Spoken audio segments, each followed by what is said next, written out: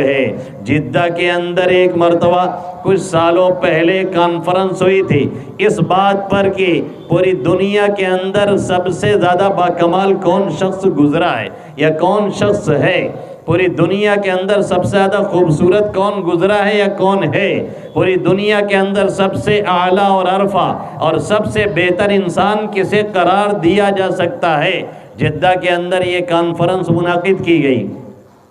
پورے ورلڈ سے لوگ جمع کیے گئے، یہودی علماء بھی آئے، عیسائی علماء بھی آئے، ہندوستان سے نہ معلوم کتنے لوگوں کو بلایا گیا، پورے ورلڈ سے سب لوگ جمع ہوئے۔ کئی دن کی بحثوں کے بعد آخر میں جا کر کے سب نے اس پر اتفاق کر لیا کہ محمد عربی صلی اللہ علیہ وسلم سے بہتر انسان اس دنیا میں نہ کوئی آیا ہے اور نہ صبح قیامت تک آئے گا۔ اور یہی نہیں، آئی چیلنج فار یو، میں آپ کو آج بھی چیلنج کے ساتھ کہتا ہوں، آپ گوگل پہ جا کر کے، آپ فیس بک پہ جا کر کے آپ یہ سرچ کر کے دیکھ لیجئے who is the best human in the world, کہ پوری دنیا کے اندر سب سے بہتر انسان کون ہے۔ آج بھی گوگل ہمارا نہیں ہے، فیس بک ہمارا نہیں ہے، یہ عیسائیوں اور یہودیوں کے قبضے والی چیزیں ہیں، اس کو فالو وہی کرتے ہیں، ہینڈل وہی کرتے ہیں، آپریٹ وہی کرتے ہیں، ساری چیزیں ان کے قبضے قدرت میں ہیں، پھر بھی وہ مجبور ہیں اس بات کو دکھانے پہ،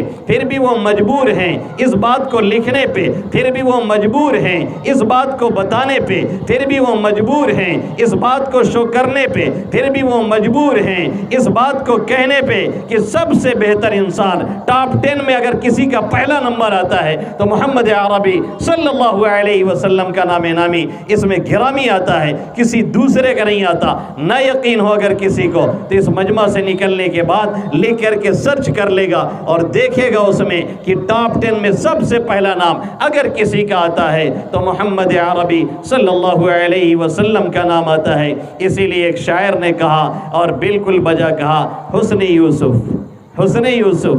دم عیسیٰ ید بیضا داری، آنچ خوباں ہمہ دارن تو تنہا داری۔ آپ حضرت یوسف علیہ السلام جیسا حسن بھی رکھتے ہیں، حسن یوسف